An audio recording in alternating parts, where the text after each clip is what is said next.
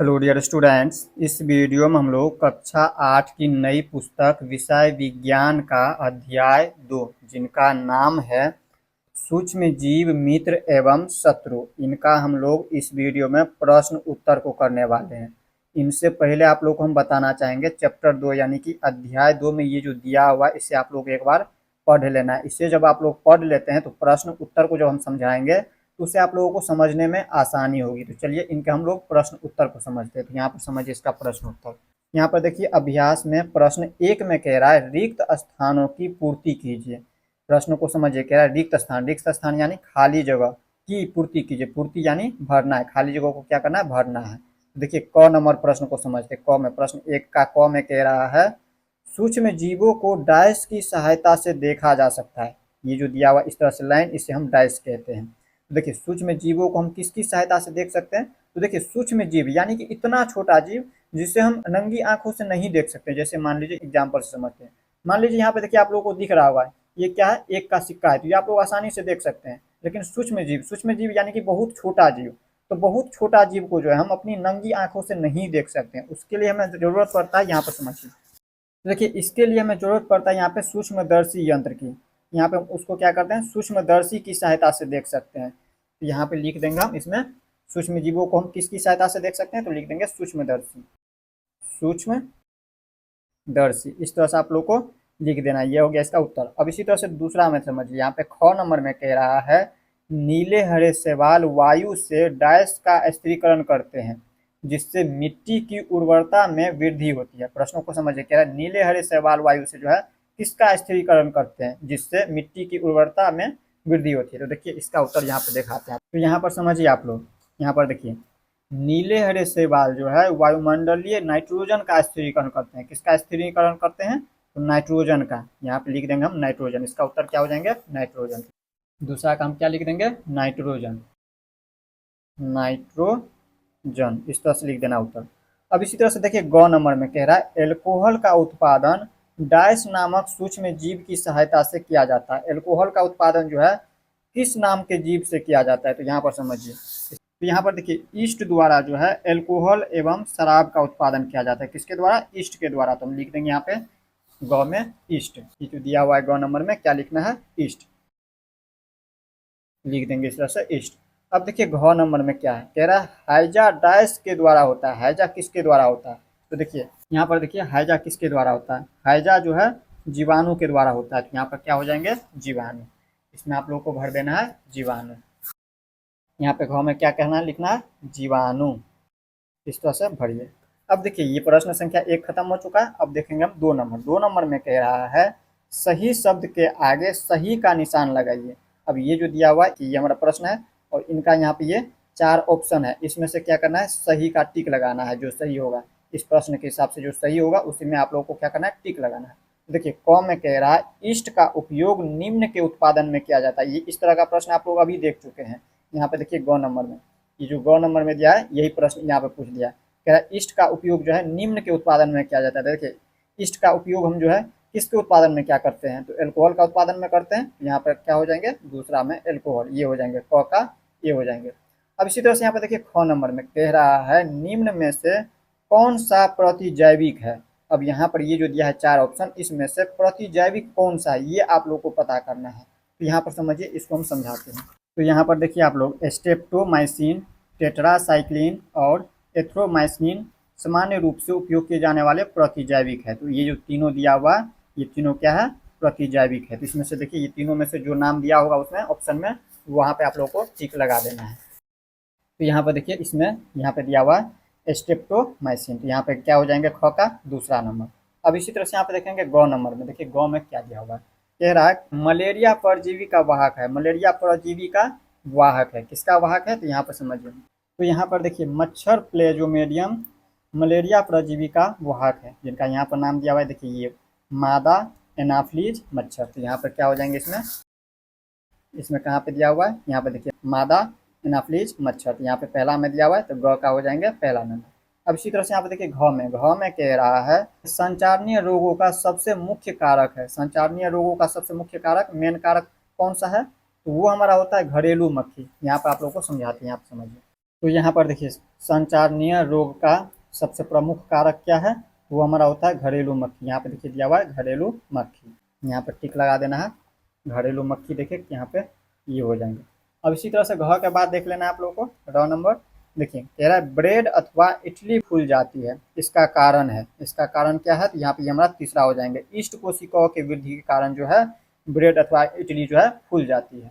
अब इसी तरह से 4 नंबर में कह रहा है चीनी को एल्कोहल में परिवर्तित करने के प्रक्रम का नाम है। क्या नाम है, तो वो हमारा किण्वन नाम है। अब यहाँ पर आप लोगों को समझा देते हैं, यहाँ पर समझिए। तो यहाँ पर देखिए चीनी के एल्कोहल में परिवर्तन की यह प्रक्रिया को हम क्या कहते हैं, किण्वन कहते हैं। अब इसके बाद देखिए ये प्रश्न संख्या 2 इस तरह से खत्म हो जाता है। अब हमारा प्रश्न संख्या 3। अब देखिए 3 में क्या क्या, कॉलम फर्स्ट के जीवों का मिलान कॉलम सेकेंड में दिए गए उनके कार्य से कीजिए। अब देखिए ये जो हमारा कॉलम दिया हुआ है, कॉलम में ये हमारा जीव का नाम दिया हुआ है और इसको हमें मिलाना है यहाँ पे कि ये जो जीव जो है कौन सा काम करते हैं उसके अनुसार।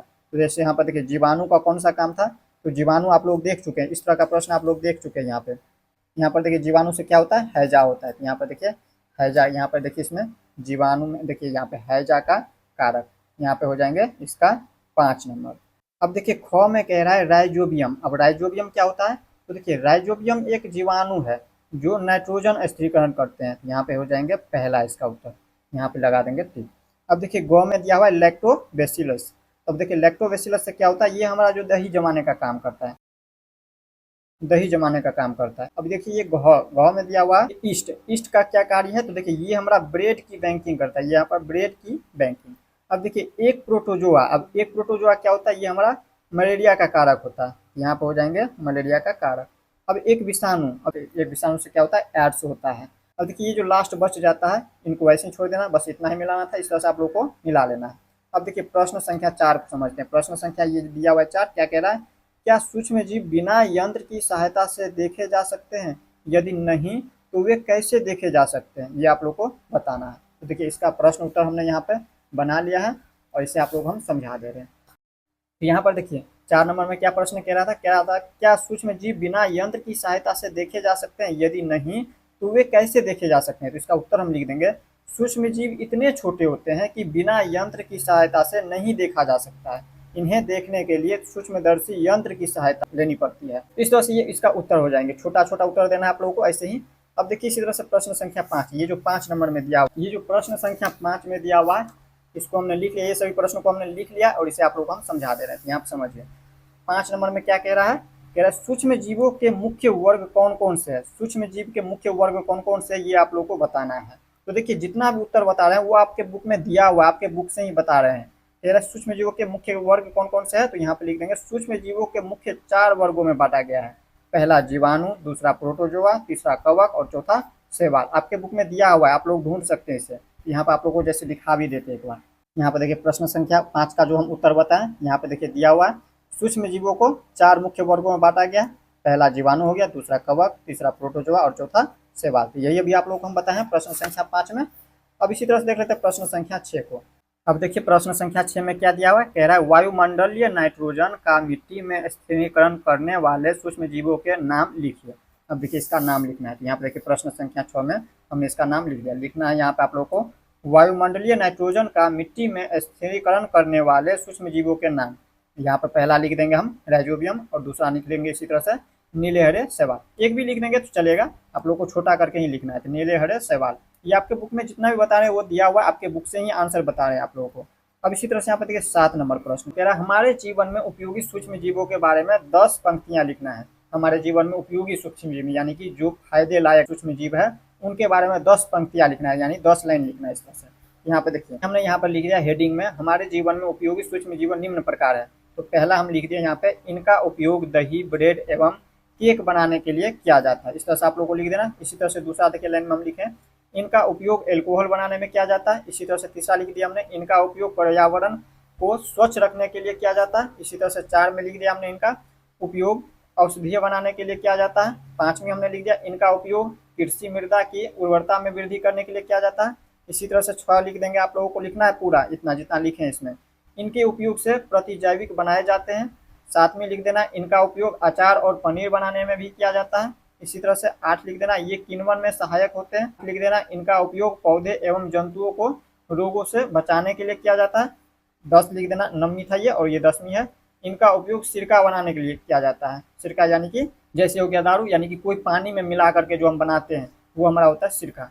जैसे हमारा शरबत हो गया वो हमारा सिरका हो गया। इनका उपयोग जो है सिरका बनाने में भी किया जाता है। तो इस तरह से आप लोग को लिख देना प्रश्न संख्या 7 का उत्तर। अब देखिए 8 नंबर में क्या कह रहा है। कह रहा है सूक्ष्म जीवों द्वारा होने वाले हानिकारक प्रभावों को संक्षिप्त विवरण कीजिए। संक्षिप्त का मतलब होता है छोटा विवरण, यानी कि छोटा करके इसका उत्तर लिखना है आप लोगों को। तो यहाँ पे देखिए इसका उत्तर हमने लिख लिया, यहाँ पे आप लोग को समझाते हैं। तो देखिए यहाँ पे हमने लिखा है सूक्ष्म जीव अनेक प्रकार से हानिकारक है। कुछ सूक्ष्म जीव मुख्य जंतुओं एवं पौधों में रोग उत्पन्न करते हैं। कुछ सूक्ष्म जीव भोजन, कपड़े एवं चमड़े की वस्तुओं को दूषित कर देते हैं। यही आप लोगों का उत्तर लिख देना है। अब इसी तरह से यहाँ पे देखिए प्रश्न संख्या 9 में क्या कह रहा है। प्रतिजैविक क्या है। सबसे पहले तो हमें प्रतिजैविक का परिभाषा लिखना है और इसके बाद उनसे आगे कह रहा है प्रतिजैविक लेते समय कौन सी सावधानियां रखनी चाहिए। प्रतिजैविक एक दवा है, तो आप लोगों को ध्यान रखना है। देखिए इसका हमें उत्तर सबसे पहले लिखना है प्रतिजैविक क्या है, परिभाषा लिखिए। हमने इसका परिभाषा लिखा है ऐसी औषधि जो बीमारी पैदा करने वाले सूक्ष्म जीवों को नष्ट कर देती हैं अथवा वृद्धि को रोक देती हैं, उसे प्रतिजैविक या फिर इसी का दूसरा नाम है एंटीबायोटिक कहते हैं। अब इसी तरह से यहाँ पे इसका उदाहरण लिख देना। उदाहरण में यहाँ पे देखिए 2 उदाहरण हमने दे दिया, स्ट्रेप्टोमाइसिन और दूसरा टेट्रोसाइक्लिन आदि। अब इसी तरह से इनसे आगे क्या कह रहा था। कह रहा था प्रतिजैविक लेते समय कौन सी सावधानी बरतनी चाहिए। इनको छोटा करके लिखना है, ज़्यादा उत्तर में बड़ा नहीं लिखना है। यहाँ पे देखिए लिख देना है आप लोगों को प्रतिजैविक लेते समय हमें कुछ सावधानियां बरतनी चाहिए। क्या सावधानियां बरतनी चाहिए, जैसे प्रतिजैविक दवाएं हमें डॉक्टर की सलाह से लेनी चाहिए। इस तरह से प्रश्न संख्या 9 का उत्तर हमने लिख दिया। तो आप लोगों को समझ आ गया होगा बाकी सभी। अगर आप लोग यहाँ तक देख लिए हैं वीडियो को लाइक करना नहीं भूलिएगा, क्योंकि आप लोगों के बहुत सारे स्टूडेंट ऐसे हैं जो वीडियो देखते हैं बट लाइक नहीं करते। हम किसी भी वीडियो में बताते नहीं ये सभी। बाकी आप लोगों से रिक्वेस्ट रहेगा कि आप लोग जो है वीडियो को लाइक भी कीजिएगा। चलिए मिलते हैं नेक्स्ट वीडियो में। जय हिंद।